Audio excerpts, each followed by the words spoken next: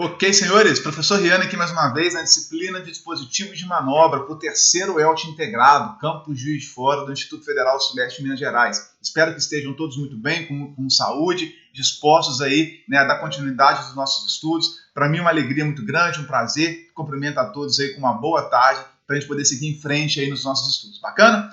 Nós vimos na última aula, pessoal, alguns tipos de subestação a céu aberto, subestações abrigadas e as subestações blindadas, né, as mais chiquetosas, as mais bacanas, embora mais caras, né, embora de manutenção mais sofisticada, que são as subestações a GIS. Quem se lembra o que era o GIS, o termo GIS? Alguém se lembra? Gas Insulated Substation.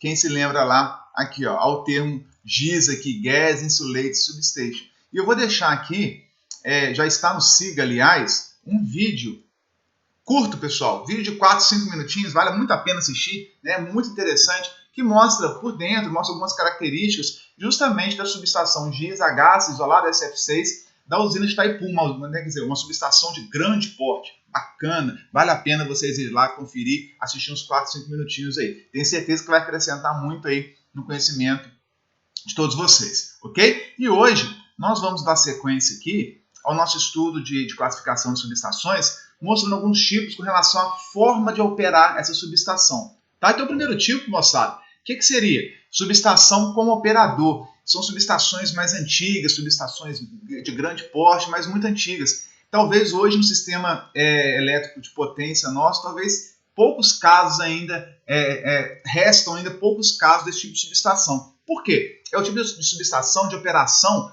totalmente dependendo de um operador, né, de um funcionário, de um empregado, para ir lá e operar a subestação. Abre o disjuntor, fecha o disjuntor, verifica se a proteção atuou, qual proteção atuou, toma decisões, abre a chave seccionadora, faz as manobras, tudo no local, tudo de forma, digamos assim, manual, dentro da subestação.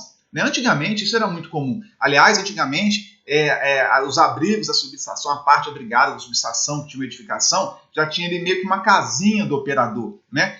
O banheiro ainda tem nas subestações hoje em dia, mas ele era de fato usado, o banheiro, tinha ali uma mesa, um computador para ele trabalhar, um telefone onde ele comunicava com a empresa, então ali era a casinha dele. Normalmente depois vieram usar o ar-condicionado, então era um local agradável de se ficar e tal, né? Então ali tinha uma operação 24 horas, revezamento de turno, né, dentro da subestação, com operadores dentro da subestação 24 horas por dia.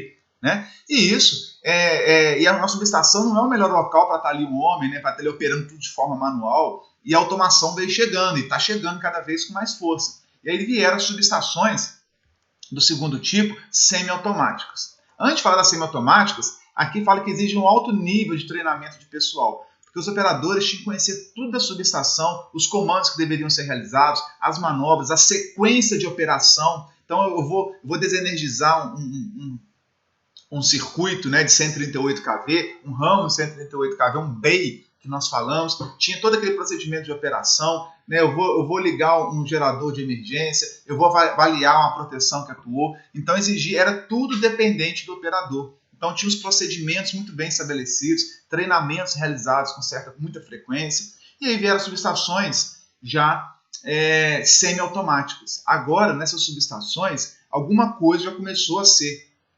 automatizado. Então agora os computadores já mandam alguns comandos, já recebem alguns sinais, algumas medições da subestação, né? Já tem alguns intertravamentos eletromecânicos. O que significa isso? Se o operador tentar fazer alguma operação, alguma manobra que pode trazer insegurança, pode trazer algum problema, tem um intertravamento eletromecânico que não permite que o operador realize aquela operação, né? Tipo bloqueando porque está fazendo alguma coisa incorreta. Então começou a surgir os intertravamentos eletromecânicos, que eram elétricos, a parte de comando, e também mecânicos, bloqueios mecânicos de chaves mecânicas que deveriam estar na posição correta para permitir o operador ligar determinado circuito, né? Então começou a surgir isso, eu acredito que em torno de 20 anos atrás já tinham diversos intertravamentos eletromecânicos, e mais recente, pessoal, 20, 30 anos, 20 não, né? 30 anos aí, com certeza. E agora, mais recente, né, de 2005, 2000 para cá, 2010, com muita intensidade, são subestações todas automatizadas, a automação muito presente na subestação. Aliás, é um excelente ramo, né, de um nicho profissional para vocês atuarem.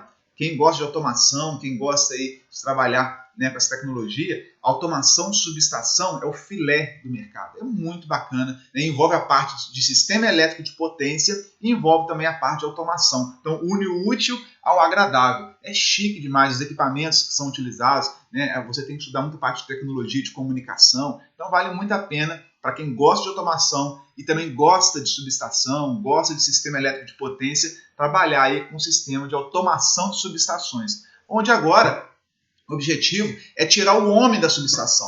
Até porque tem riscos, né, pessoal? Tem riscos de arco elétrico, risco de choque elétrico, né? Vários riscos envolvidos ali. Tensão de passo, enfim. Então a ideia é operar a subestação remotamente, à distância. Tira o homem de lá. Claro, o homem nunca mais vai pisar na subestação? Não, não é assim, né? Claro que é quando a automação falhar ou precisa fazer uma verificação mais precisa no local, aí você desloca um operador lá para a subestação para poder ver o que está acontecendo. Mas, via de regra, acabou o revezamento de turno de operador dentro de subestação, acabou ali o local que ele permanece 8 horas, 6 horas, 4 horas, ele só vai lá para realizar, executar uma atividade específica e volta para a sede da empresa, para a oficina da empresa, enfim, para o centro de controle da empresa, enfim, né? Então agora a ideia é ter uma subestação que não é habitada, é uma subestação automatizada com automação, tira o homem de lá e faz tudo à distância, tudo remotamente, né? E aí é para aí que nós estamos caminhando cada vez mais. Então olha que bacana esse desenho aqui, moçada. Mostra aqui um desenho de uma subestação, né? Isso daqui é a gente fala nível de processo, porque é onde está o processo, né? É onde o trem ali acontece, onde estão os equipamentos de fato acontecendo. E agora nós temos aqui um nível de bay, alguns autores podem chamar de usar outras nomenclaturas, mas esse nível de bay aqui é onde eu tenho aqui alguns painéis abrigados, onde eu faço o controle, a operação, a manobra, os comandos dessa subestação aqui que está a céu aberto nesse caso, né? Então eu tenho aqui, deixa eu consigo dar um zoom aqui, pessoal. O nível de bay, que são alguns painéis, normalmente aqui abrigados, né? Abrigados dentro de uma edificação, ok? E aqui já tem diversos equipamentos que vão permitir a automação, a operação remota, à distância de todos os elementos, abrir e fechar disjuntor, ver medição de tensão, medição de corrente, a manobra de chave seccionadora, ver se tem algum dispositivo de proteção que atuou, né? Então eu consigo saber qual o nível de tensão, qual a potência que eu tenho no meu transformador. Então eu vou saber tudo, se a linha está aberta, está fechada, qual a tensão que está chegando na aérea, nas minhas redes aéreas de linha de transmissão. Então eu vou saber, aqui já tem vários equipamentos que vão fazer essa interface, ou interface, né? Como queiram, vai fazer essa interface entre o nível de processo e já o nível aqui de automação. Então, Então eu tenho um nível aqui já de estação, que se for uma indústria, uma Arcelor, por exemplo, né, eu tenho a parte da subestação a céu aberto, por exemplo, tenho ao lado da subestação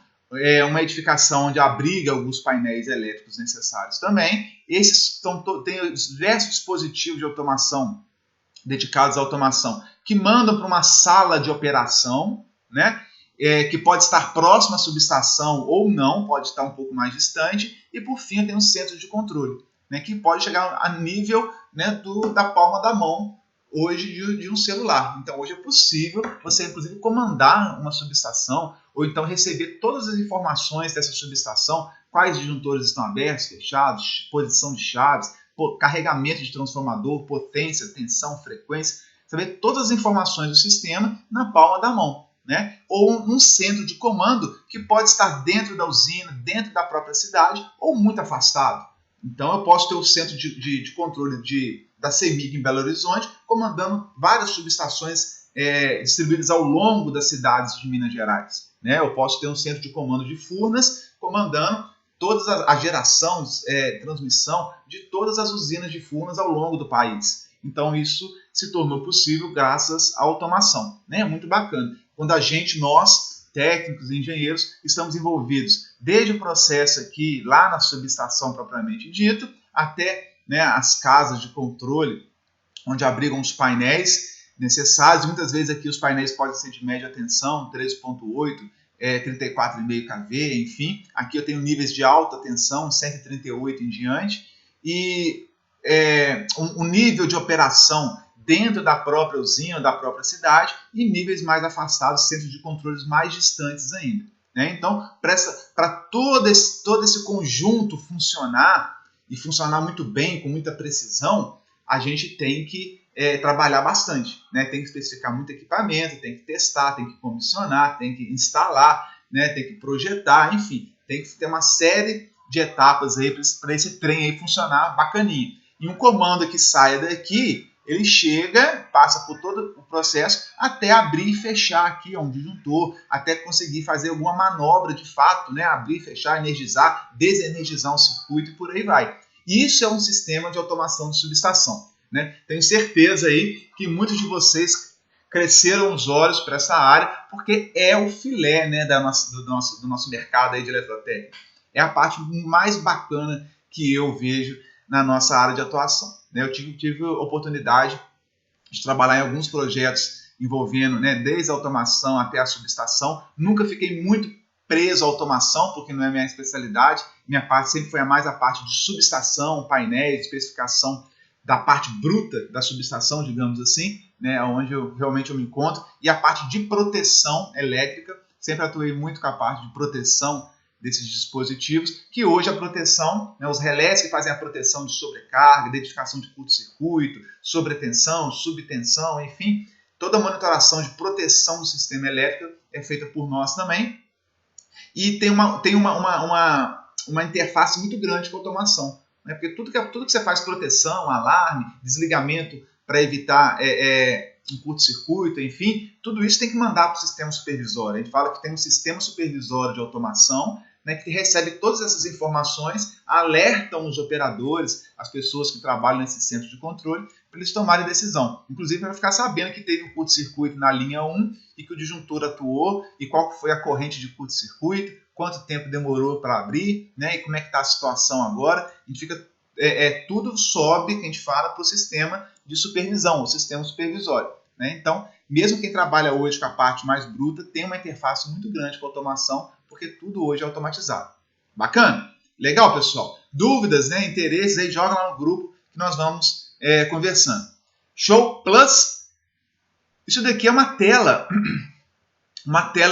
de um sistema supervisório que eu comentei. Né? Então, eu não consegui achar a tela, eu queria achar, vou buscar ainda telas mais interessantes para nós, para fins didáticos, mas isso aqui é uma tela de um sistema supervisório que fica lá na tela do computador do operador, lá no centro de comando, centro de controle, pode estar em Belo Horizonte, aonde quer que ele esteja. Olha só, deixa eu ver se eu consigo dar um zoom aqui, pessoal, para mostrá-los, né, algumas funções do meu sistema supervisório. Isso é totalmente interativo. O que significa isso? Na hora que eu clico, isso aqui é uma chave seccionadora de 138 kV. Então, se eu clicar nela, eu posso dar o comando abrir, fechar, ver se ela apresentou defeito, né? Ver aqui eu percebo que ela está aberta, então eu vejo o estado dela atual, está aberta. Se ela tivesse fechada, aqui, ó, essa chave aqui está fechada. Né? É um desenho pequenininho, mas é uma chave seccionadora de 138 mil volts. Os isoladores, 138 mil volts e tal. Então aqui eu consigo comandar, saber o estado dela, em que situação que ela se encontra. Então nós temos aqui as linhas de transmissão chegando no barramento, a outra linha de transmissão chegando no outro barramento, que é um barramento de 138 kV. Aqui nós vemos que essa linha está chegando 138,9 kV. Na outra linha nós temos 139,1 kV, né, bem próximo aí de 138. É comum, inclusive, o sistema de 138 kV operar com tensões de 142 kV, de madrugada até 145 kV, né, é bem frequente isso acontecer. Então tem umas chaves seccionadoras, que nós vamos estudar um pouco melhor isso depois, né? Tem aqui lâminas de terra, ó, que é onde você vai precisar da manutenção e tem que aterrar esse barramento para evitar algum problema, né? Claro que elas estão abertas porque está energizada essa barra, senão eu teria um curto-circuito para a terra aqui. Né? Outra chave seccionadora que chega num outro barramento de subestação. E aqui nós temos um transformador, ó, na subestação, né? Um transformador de 25/33,3 MVA. Por que tem duas potências? Porque 25 MVA sem ventilação forçada e 33,3 MVA com ventilação forçada.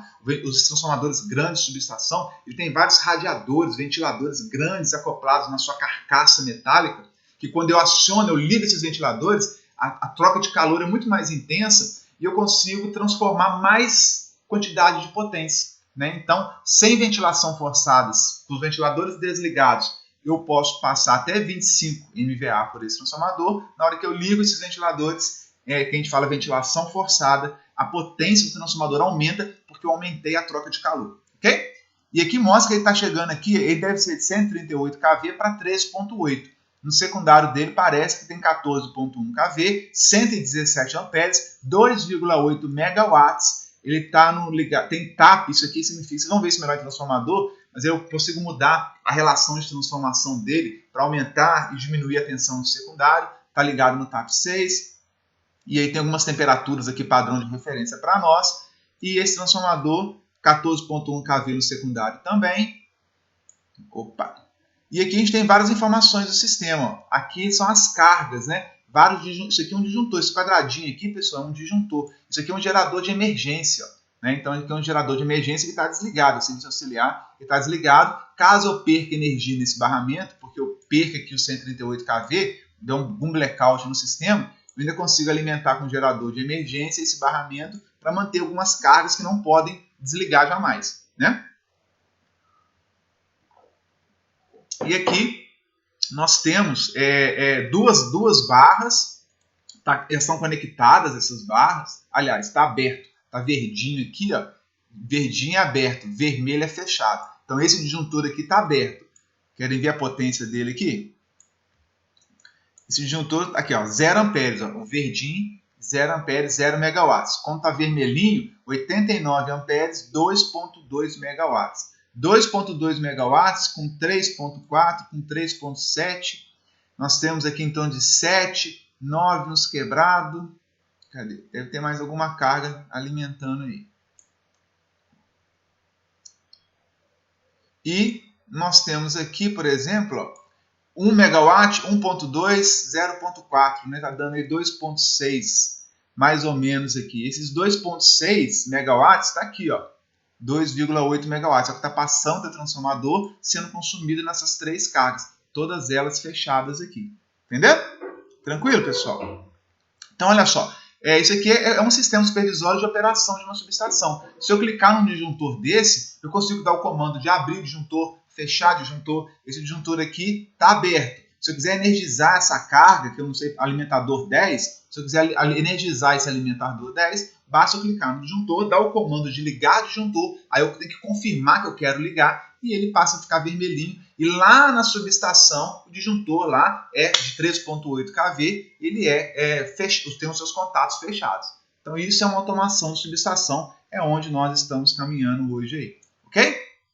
Beleza, pessoal? E se desligar, na hora que desliga um disjuntor desse, porque atua uma proteção de sobrecarga, de curto-circuito, chega uma mensagem aqui para o operador. Disjuntor 5206 desligado por trip, que é desligamento por relé de proteção, trip de sobrecarga, trip de curto-circuito, né? Ou algum outro problema. Então isso tudo vai mostrar aqui quando alguma proteção atuar. Isso é o que muitos de vocês vão trabalhar quando estiverem aí no mercado. Bacana, moçada? Tranquilo? Então vamos lá, seguir adiante. Deu para entender o que é uma subestação, então, que tem automação, né? Uma subestação com operador, semi-automática ou automatizada, basicamente esses três tipos que nós temos, ok? E se a gente começar a falar agora, pessoal, alguns tipos de redistribuição, configuração de rede propriamente dito, são termos que vocês vão encontrar são muito utilizados na hora que eu faço o projeto de uma subestação, de acordo com aquilo que eu desejo. Por exemplo, o que nós temos aqui? Uma rede radial, ou seja, aqui em cima, deixa eu colocar, aqui em cima é onde chega a energia, ou por gerador, ou por linha de transmissão, ou vem de outra subestação, não importa, né? Aqui eu tenho a barra do CEP, e aqui esses quadradinhos são disjuntores. O que é radial? Aqui eu tenho um transformador que alimenta uma carga, daqui eu tenho outro disjuntor, um transformador que alimenta uma carga, aqui um transformador que alimenta uma carga, ou seja, cada ramo desse daqui é uma carga. Pode ser uma área da minha usina, pode ser um alto-forno, pode ser uma área do alto-forno, outra área do alto-forno, processo 1, processo 2, pode ser um alto-forno, uma cearia, né? Então, você tem separações de alimentação dentro do processo de uma indústria de acordo com a sua subestação. E aqui a energia chega até a cada uma fase do processo, etapa do processo, né, ou parte da sua indústria, por um único caminho. Então, se eu perder essa energia aqui, essa área aqui perdeu energia, essa aqui também, todo mundo perdeu energia, é radial. O que é radial? Ele vai descendo por um único caminho. Então, a geração, a energia chega até, né, os seus clientes, até a sua carga, por um único caminho. Se eu perder esse caminho, se esse disjuntor abrir, esse cabo aqui, ó, alguém for lá e fechar um curto-circuito nesse cabo, já aconteceu várias vezes, uma máquina está escavando uma área da indústria, não sabe que está passando um cabo enterrado ali, e aí você rompe esse cabo aqui, ó, e esses clientes ficam sem energia. É um único caminho, tem um caminho único. Perdi o caminho, já era. Interrompi a estrada por qualquer motivo, a energia para de chegar lá no meu cliente, para de chegar lá no processo. Entendeu? É, portanto, muito mais barato a construção de um projeto desse de alimentação, de distribuição. É mais barato, mas é menos confiável. Se eu preciso de confiabilidade, eu tenho que ter mais de um caminho, pelo menos. Se eu perder um, eu tenho outro. Né? É uma máxima que a gente fala, quem tem um não tem nenhum, quem tem dois tem um, quem tem um não tem nenhum. Né? A gente costuma dizer isso. Se tem dois, você tem um. Confia que você tem um. Se tem um, você não tem nenhum. Então você está perdido.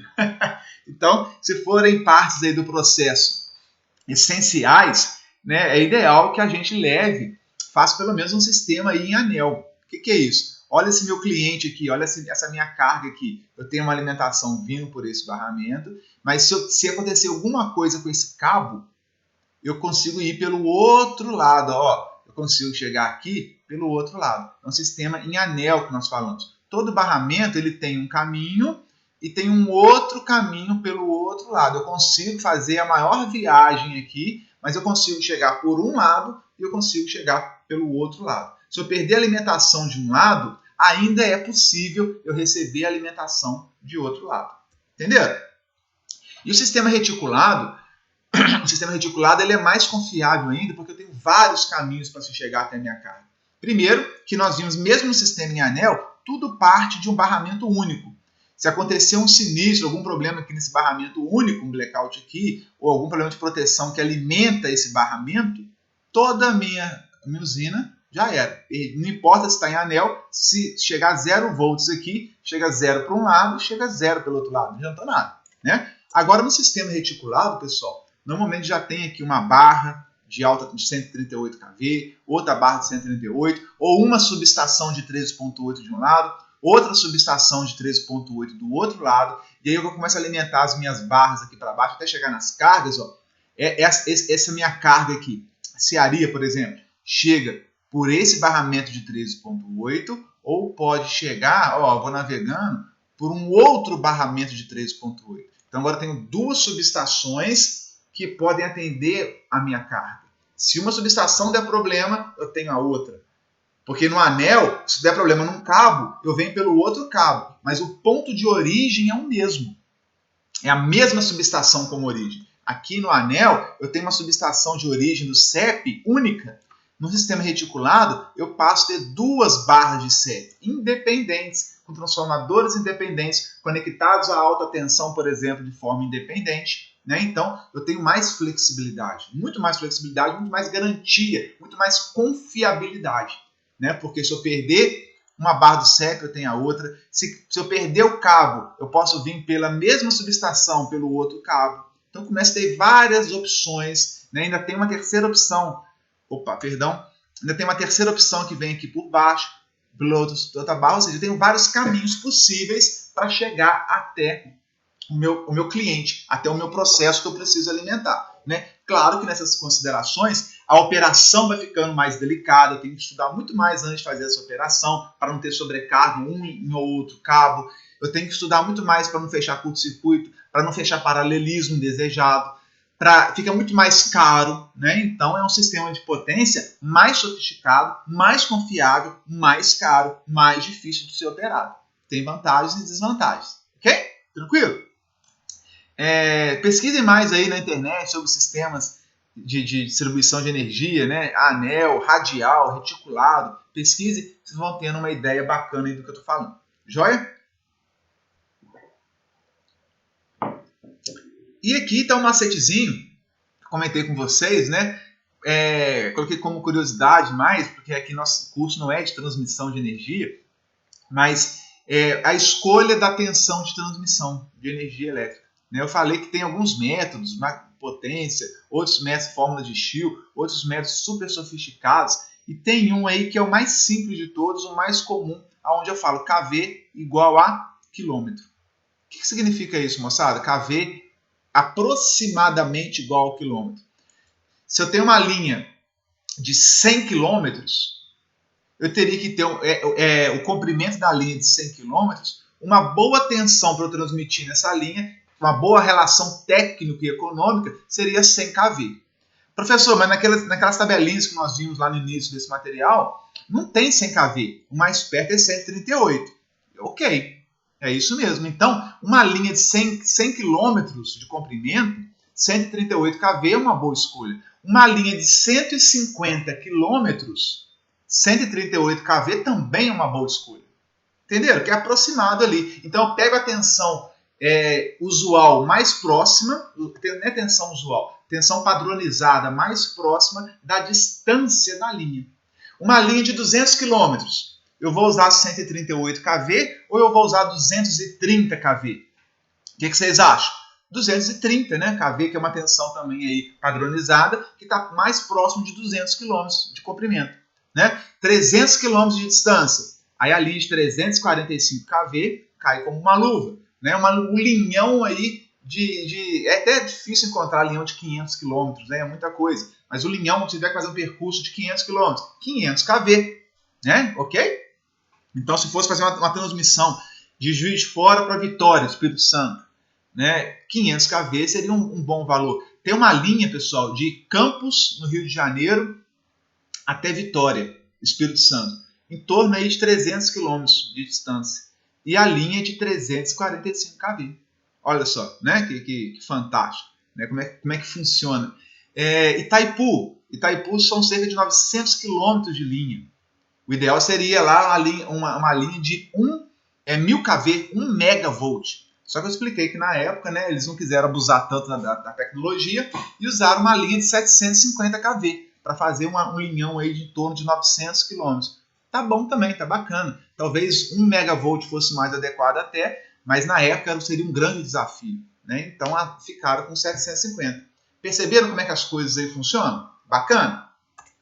E aí, pessoal, só finalizando aqui o assunto, falando de um pouquinho mais de Itaipu, lá nós temos 20 unidades geradoras, ok? A última entrou em operação em 2007, olha só, né? E cada gerador tem 700 megawatts. 20 geradores, 700 megawatts, dá um total de 14 mil megawatts. Ou simplesmente, nem simplesmente, mas 14 gigawatts de energia. É muita energia nas 20 máquinas geradoras de energia que nós temos em Itaipu. 10 máquinas pertencem ao Paraguai, 10 máquinas pertencem ao Brasil. Como o Paraguai não dá conta de consumir toda a energia gerada nas suas 10 máquinas, ela usa em torno de 5, metade aí mais ou menos, o restante ela vende para o Brasil. Só que ela vende uma energia em 50 Hz, que gera em 50 Hz. As 10 máquinas do Paraguai são de 50 Hz, as 10 máquinas brasileiras são de 60 Hz.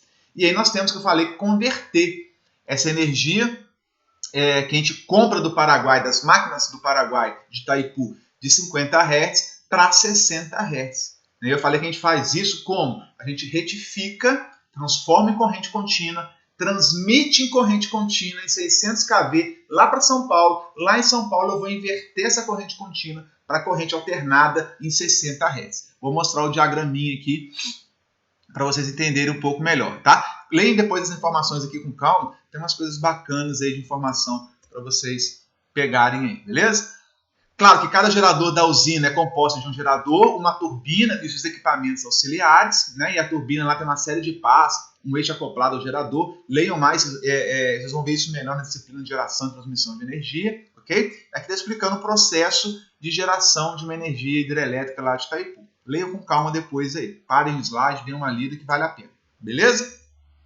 E aí vamos falar da transmissão em corrente contínua, um elo de corrente contínua que nós temos aqui, né, no Brasil, justamente lá em Itaipu. Como? A transmissão CC ela é valiosa, aconselhável para sistemas justamente como o nosso, com frequências diferentes. Né? Então, onde eu preciso fazer essa conversão de uma frequência para outra frequência. Ela é tecnicamente econômica, viável economicamente falando, o custo dela para distâncias acima de 700 km. Inclusive, se eu tiver mais do que 700 km de linha, já vale a pena eu pensar em transmitir em CC. É melhor transmitir em corrente contínua do que em corrente alternada. Né? Corrente contínua tem o polo positivo e negativo. Corrente alternada tem 3 fases. Já começa por aí. Né? Já ganha aí bastante em cabo. Em corrente contínua, eu só tenho a resistência dos condutores. Em corrente alternada tem a resistência e a indutância dos condutores. Então tem uma perda por indutância, uma queda de tensão muito grande por conta dessa indutância da linha de transmissão que eu não tenho na corrente contínua. O indutor em corrente contínua é um curto-circuito. Lembra? Lá do CA? Né? Um indutor em corrente contínua é um curto-circuito. Um capacitor em corrente contínua é um circuito aberto. Então, eu simplifico muito a vida em corrente contínua. Mas tem a questão da conversão de CA para corrente contínua e depois a inversão da corrente contínua para corrente alternada. Isso é muito caro. Então, vale a pena investir nisso, distâncias acima de 700 km. Em Itaipu, nós temos 900, então é um bom caso para se investir nessas subestações retificadoras e subestações inversoras. Bacana? Estou entendendo? Aqui, justamente, para distâncias menores do que 700 km, o custo dessas subestações retificadoras e inversoras são muito altos. Aí não compensa eu passar para a corrente contínua para transmitir. Vai encerrar mesmo. Né? Então, olha só, pessoal, lá em Itaipu nós temos 5 linhas da usina de Itaipu, né, para São Paulo, temos 5 linhas de transmissão. 3 delas são CA, transmitidas em 750 kV, CA, e 2 corrente contínua, em 600 mil volts, 600 kV. Ok? Olha lá, as LTs de CC são retificadas de CA para CC, então eu tenho aqui o sistema alternado do Paraguai, 50 Hz, eu vou retificar, fazer uma linha de corrente contínua, depois lá em São Paulo eu vou pegar a corrente contínua, inverter para produzir corrente alternada de novo, 60 Hz, passar para o transformador e jogar isso para o nível de tensão que eu quero aqui, saindo já a corrente alternada 60 Hz. Então, entra 50 Hz, CA, vira corrente contínua, depois vira CA de novo, 60 Hz, e eu continuo o meu caminho. Essa linha aqui de corrente contínua é 600 mil volts, em torno de 900 km, muito grande. Entenderam esse diagraminha aqui? Mostra o que eu faço desde lá da Itaipu até chegar em São Paulo. Olha que legal isso daqui, então. Primeiro, eu tenho aqui, pessoal, 900 km, mais ou menos, aqui de Tijuco Preto até Foz do Iguaçu. 900 km de distância. Se eu for ver aqui a usina, vou dar um zoom aqui. Eu tenho as linhas de 50 Hz do Paraguai e os 60 Hz do Brasil. 10 máquinas do Brasil, 10 máquinas do Paraguai, que eu compro o excesso do Paraguai. Chega numa subestação de Furnas. Aí de Furnas, eu saio 2 linhas de corrente contínua até Ibiúna. Aqui em Ibiúna, então aqui eu tenho uma subestação inversora, eu vou inverter isso, subestação, perdão, retificadora. Eu vou retificar isso para corrente contínua. Vai vir CC, 600 kV até Ibiúna. Aqui tem uma subestação inversora, aqui vira CA. Vai virar CA e segue aqui em 345 kV 60 Hz para dentro de São Paulo aqui. E junto com essas duas 600 kV CC, saem 3 linhas 750 kV 60 Hz, que são as das máquinas brasileiras. Tem aqui uma derivação em Vaiporã, que aqui eu faço uma derivação e uso uma transformação de 750 kV para 500 kV, para alimentar a parte da região sul. Então aqui é uma subestação no meio da transmissão, para pegar 750 kV, derivar, fazer um 500 kV, transformo para 500 kV e mando para a região sul do país, né? E sigo com as linhas de 750 kV até chegar em Tijuco Preto aqui, 60 Hz. Então esse é o sisteminha, pessoal, que mostra as linhas das subestações que nós temos aí em Itaipu. Muito interessante, muito bacana de começar a entender aí como que o nosso sistema elétrico funciona, né? O que vocês acharam? Bacana demais, né? Joia, pessoal? Por fim, só deixei aqui algumas imagens que eu costumo usar às vezes nas explicações, que é um exemplo aqui, né, da rede primária, que aqui está 15 kV, que é uma rede 13.8, no caso de Juiz de Fora é 23.1, né? Aqui um transformador e a rede secundária. E como é que eu faço isso? Aqui uma rede convencional, né? E como é que eu faço isso? Alguém me perguntou uma vez, converter uma rede convencional em uma rede isolada. Quem observa aqui já, começa a olhar na rua de vocês, próximo das casas de vocês, que essa rede que antes eu tinha aqui é a baixa tensão, sai do transformador, eu pego 23 kV no caso de Juiz de Fora, passo por um transformador de poste, e aqui sai 4 cabos na vertical. O primeiro é o neutro. Se tocar uma árvore, né, toca no neutro, um fecha curto. Questão de segurança, esses 4 de baixo aqui. Só que hoje, e aqui são a fase A, B, C, que eram cabos nus, né? Então se alguém encostasse ali é choque mesmo. E hoje em dia, às vezes, a gente está vendo muito já a rede que não é mais convencional, uma rede isolada. E aqui mostra a distribuição aérea de uma rede convencional, os 4 cabos aqui, ó, sem proteção, cabos nus, passando para uma rede isolada. Agora aqui eu tenho um cabo com isolação, tem cabos pretos isolados que compactam muito a linha e isolam a linha. Então agora os cabos podem ir entrelaçados, tá vendo? Os cabos podem ir já entrelaçados porque eles são isolados, algo que não era possível fazer com cabos nus, né? Então verifiquem na sua casa se a baixa tensão ainda é a rede convencional, 4 fios na baixa tensão, ou se já é a rede isolada. Comecem a olhar para o alto, né? Até porque eu sempre falo que é do alto que vem nossa vitória. Comece a olhar para o alto e perceber como é que é a rede de distribuição primária, secundária, aí da rua da casa de vocês. E na rede primária compacta também, já tem cabos isolados sendo utilizados, né? E aí tem esses isoladores aqui losangular, para sustentar os fios. Tá vendo que tem a capa de proteção aqui, ó? Estão vendo? Então agora já começam a surgir as redes, mesmo as redes primárias, essas redes primárias aqui, ó, na média tensão, cabos isolados. E aí não precisa ter esse espaçamento todo. Esse espaçamento é para não fechar arco, né, pessoal? Cabos sem isolação nenhuma, cabos nus. E agora, se eu isolo os cabos da primária e da secundária, eu passo a ter redes mais compactas e isoladas na rede secundária, 220/227, e também na rede primária, com esses espaçadores aqui, ó. Vocês vão começar a observar esses espaçadores já próximo aí na rua de vocês. Então começa a observar aí, ó, minha rede primária é isolada, minha rede primária ela é convencional, é cabo nu, minha rede secundária já é isolada ou não é. Comenta com a gente lá, vai ser bom. Tira fotos se for o caso, me manda lá que a gente tira dúvidas. Beleza, pessoal? Bom, basicamente é isso. Nós fechamos aqui o nosso conteúdo de subestações, ok? Fizemos em 3 aulas. Claro que é só uma introdução ao assunto, né? Um resumo muito rápido, para vocês terem noção do que é uma subestação. Na próxima semana nós vamos fazer uma atividade. Não deixe também de assistir os vídeos lá de 5 minutinhos, 4 minutos da subestação blindada lá de Itaipu. Bacana, pessoal? Bom, muito obrigado, um prazer estar com vocês novamente. Fiquem com a paz do nosso Senhor e Salvador Jesus e até o próximo encontro. Até logo.